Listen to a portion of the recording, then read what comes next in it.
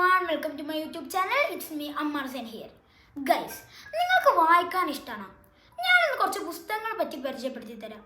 പ്രധാനമായി കുട്ടികളുടെ വായനാശീലം കൊണ്ടുവരുന്നെന്ന് ആഗ്രഹമുള്ള പേരൻസിനെ വായിക്കാൻ പറ്റിയ കുറച്ച് പുസ്തകങ്ങൾ നമുക്കൊന്ന് കണ്ടാലോ?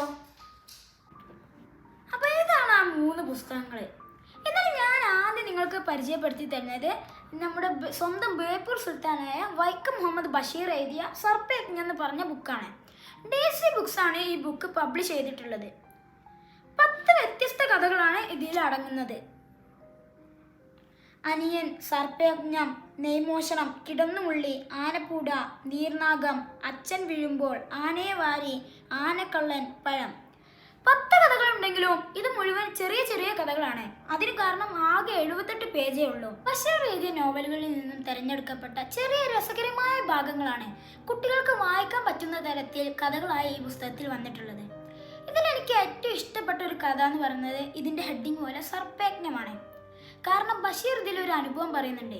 ഒരിക്കലും ഒരു കൊട്ടയുടെ ഉള്ളിൽ നിന്നും ബഷീർ ഒരു നീർക്കോലിയെ വാല് കൊണ്ട് തൂക്കി പിടിച്ചെടുക്കുന്നുണ്ട്. അപ്പോഴാണ് മനസ്സിലായത് അതൊരു മൂർഖനാണെന്ന്. അപ്പോൾ ബഷീറെ എൻ്റെ അമ്മോ മൂർഖൻ എന്ന് പറഞ്ഞ് അതിനെ നിലത്തിട്ട് ഓടുന്നുണ്ട്. ഇത്തരം രസകരമായ അനുഭവങ്ങളാണ് നമുക്ക് ഓരോ കഥയിലും കാണാൻ പറ്റുന്നത്. അടുത്തതായി ഞാൻ പരിചയപ്പെടുത്തുന്നത് പ്രശസ്ത എഴുത്തുകാരനായ കിളരൂർ രാധാകൃഷ്ണൻ എഴുതിയ മുറ്റത്തെ മുല്ല എന്ന പുസ്തകമാണ്. ചിന്ത പബ്ലിഷേഴ്സാണ് ഇത് പുറത്തിറക്കിയിട്ടുള്ളത്. വിവേക് എന്നൊരു കുട്ടി തന്റെ ധീരത കൊണ്ടും നന്മ കൊണ്ടും ഒരു നാടിന്റെ പ്രിയപ്പെട്ടവനായി മാറുന്നതാണ് ഈ കഥ.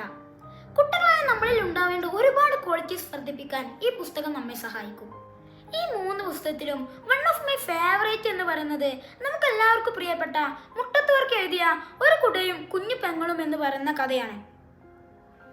ഇതും DC ബുക്സ് തന്നെയാണ് പബ്ലിഷ് ചെയ്തിട്ടുള്ളത്. ഈ കഥയിലെ മെയിൻ കഥാപാത്രങ്ങൾ എന്ന് പറയുന്നത് ബേബിയും ലില്ലിയുമാണ്. ഇവർക്ക് 2 പേർക്കും മാതാപിതാക്കളില്ല. ഒരിക്കൽ നല്ല മഴയുള്ള ദിവസം ബേബി ലില്ലി സ്കൂളിലേക്ക് പോയിരുന്നു. അവരുടെ 2 പേരെ കയ്യിൽ കുടയില്ല. അപ്പോൾ ബേബി പറഞ്ഞു, ഞാൻ സ്കൂളിലേക്ക് ഓടിക്കോളാം, നീ ഗ്രേസിയുടെ കൂടെ പോരെന്ന്. പക്ഷെ ഗ്രേസി നിരസിച്ചു. അതറിഞ്ഞ് ബേബി അന്ന് വൈകുന്നേരം ഗ്രേസിയുടെ നെറ്റിയിലേക്ക് കല്ലെടുത്തെറിഞ്ഞു. അത് വലിയ പ്രശ്നമായി. ബേബി അന്ന് രാത്രി നാട് വിട്ടു. അങ്ങനെ ഇവർ 2 പേരും 2 വഴിക്കായി.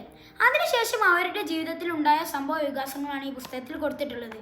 ഈ കഥ നമ്മൾ വായിച്ചു കഴിഞ്ഞാൽ ഇതിലുള്ള ക്യാരക്ടേഴ്സ് നമ്മളുടെ മനസ്സിൽ നിന്ന് പിന്നെ പോവുകയില്ല.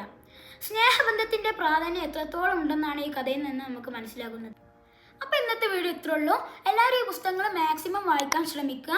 പിന്നെ ഒരു കാര്യം കൂടി, നിങ്ങളിപ്പോൾ ഏത് പുസ്തകം വായിക്കുന്നുള്ളത് കമൻറ്റ് ചെയ്യുക. അപ്പോൾ okay, thanks for watching. Have a nice day. Signing off, Ammar Zain.